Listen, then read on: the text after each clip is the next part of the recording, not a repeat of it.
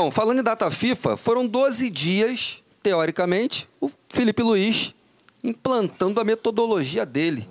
Treinando junto com os atletas, correndo junto, participando dos rachões, fazendo dinâmicas. E recuperando o jogador, né? Importante. Recuperando fisicamente, mostrando a intensidade que ele quer desse time. Ele se preocupou muito com isso durante essa semana. E um ambiente leve, com ele muito esperto. O Felipe Luiz é muito inteligente. Ele pegou o Davi Luiz e colocou como uma espécie de, não é nem de um auxiliar, mas de um consultor técnico. O Davi Luiz que vai para dentro de campo também esporadicamente, não é um titular. Mas um Flamengo muito leve. Mas a pergunta que fica no ar e que toda a nação rubro-negra quer saber é o seguinte: o que o Flamengo ganha com esses 12 dias do Felipe Luiz à frente do time, pela primeira vez tendo um respiro, sem trocar o pneu com o carro andando, preparando essa equipe, porém com 7 jogadores fora, servindo as suas seleções, Lu? Olha, a gente está aqui no campo das teorias, né? E a partir das informações que a gente tem, por exemplo, o próprio Felipe disse nas suas coletivas que naquele primeiro momento, ele privilegiou o vídeo, mostrou como ele queria e os jogadores, de fato, a gente observando os 2 jogos em que ele esteve à frente, né, o Corinthians e o Bahia, já teve, sim, uma diferença. O Felipe não pega o Flamengo como terra arrasada, por mais que as pessoas critiquem o Tite, tenha crítica, tudo isso a gente entende. Mas não era um time mal treinado. Eu acho que a questão do Tite tinha a ver com as concepções dele, que acabavam não se encaixando com aquilo que o Flamengo tinha. E aí uma surpresa, inclusive minha, eu falo isso com uma certa frequência, que eu fiquei surpresa com a falta de convicção e esperava um Tite pragmático, mas um pragmatismo que se encaixasse ali com as características. Que o Tite tem, exatamente, sucumbir não veio. Flamengo. O Flamengo engoliu o Tite. Exatamente, concordo com você. E fiquei surpresa quanto a isso. Esperava uma casca melhor, vamos dizer assim, casca, né? Nem sei se esse é o melhor termo. Mas eu acho que o Felipe e o Davi, a grande questão que eles trazem para um ambiente, eu acho que isso vai ser importante para o futebol brasileiro, para os treinadores mais em particular, eles trazem eles acabaram de sair, o Felipe ainda, o Davi ainda joga, mas eles têm aquela real, nossa, pô, olha só, dá pra gente fazer. Mas se a gente fizer por aqui, fizer por ali e trazer os caras, porque o elenco do Flamengo tem isso, né? São caras diferentes de outros times, vamos colocar assim, os times hoje, por exemplo, o Botafogo, se comparar com o Botafogo, que tem o futebol mais pra frente, que tá aí jogando à frente, que tá em pode ser campeão do Brasileirão e também da Copa Libertadores, mas diferente, né? O elenco, você tem um elenco muito mais experiente, um elenco que individualmente, né, desequilibra.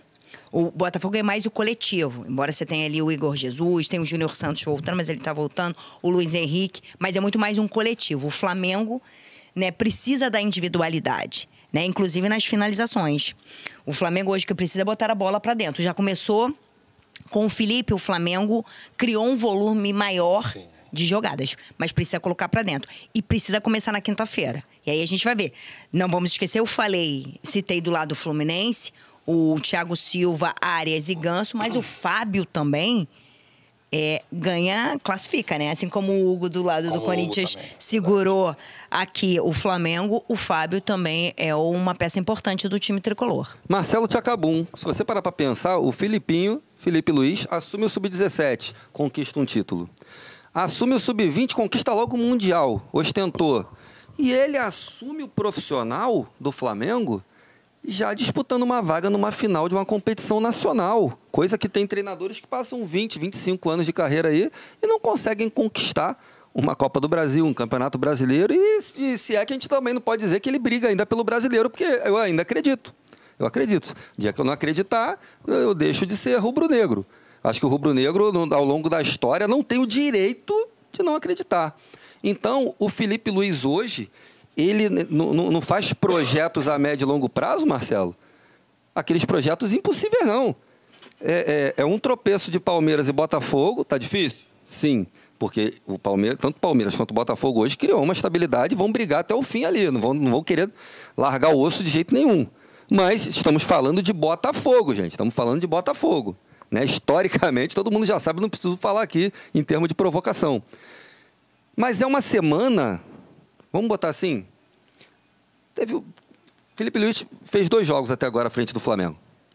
Mas a prova de fogo é essa semana.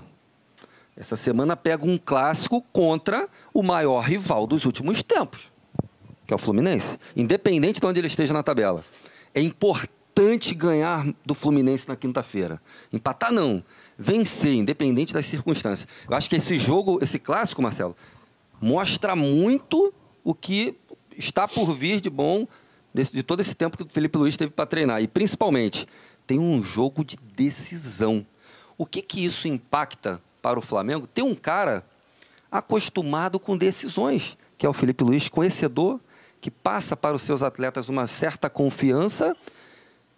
É a hora, Marcelo. A nação rubro-negra agora tem que botar o manto sagrado e ir para a rua. São os 3 T's. É a hora da galera ser mais instinto do que racional.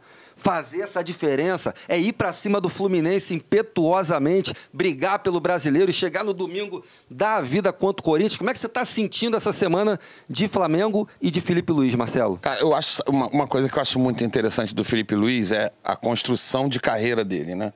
Da época da onde ele veio, como ele veio jogando, aonde ele foi parar, que, pô, na Espanha o cara virou quase que um rei naquela posição ali. Verdade. Ele só via pela frente o Messi, ele via pela frente o... só via os caras mais absurdos do planeta correndo pra cima dele. Então ele tem uma visão de jogo absurda, porque a posição que ele tava e as pessoas que vinham pra cima dele fazendo que a inteligência dele ficasse cada vez maior, porque o cara tem que estudar todo mundo que está vindo, ele como jogador. E essa cultura que ele tem de todo esse tempo de crescimento, que é crescimento, e depois ele ainda vai na sorte, ou porque é de Deus, ele vai cair num Flamengo de Jorge Jesus e arrebenta também. Então, eu vejo a subida dele, engraçado, não como uma subida de jogador, e sim uma subida de um próspero técnico. Entende? Ele era um treinador dentro de campo já há muito tempo. Então, mas é por isso que as pessoas estão... Ah, mas ele é novo. Ele não é novo. Para isso, ele não é novo. É diferente de um... Geralmente, os técnicos são ex-jogadores, certo? Mas, às vezes, são ex-jogadores que não têm a campanha que ele teve. Ele teve uma campanha vencedora, uma campanha com técnico... Como era o nome do técnico? Diego Simeone. Simeone. Pô, você imagina, cara, você é guiado por um Simeone, que 12 anos, 10 anos? É muito, tudo na alta. E depois pegou a cultura de Jorge Jesus também. Aí pega uma cultura, ganha tudo. Ofensiva de Jorge Jesus. E aí vai pro 17 ganha, vai pro 20 ganha e entra no profissional agora. Cara, eu não vejo dificuldade nenhuma, porque agora a gente tem um técnico que sabe o que quer, sabe aonde vai mexer, o time sabe quem ele participa, tá participativo, assim, tá tipo uma colônia de férias, mas só que uma seriedade, mas tá uma colônia de férias pra massacrar tudo. Eu não acho Fluminense nada não, gente. Pelo amor de Deus, cara. Se fosse bom, tava em primeiro, porra. Se fosse bom, tinha ganho a Libertadores. Se fosse bom, mas não tá bom. Então é teste pra massacre. Alô, tropa da S1 Live. A propaganda é a alma do negócio. Quer ver a sua marca estampada aqui diariamente na S1 Live? É só chamar agora no e-mail contato@s1live.com.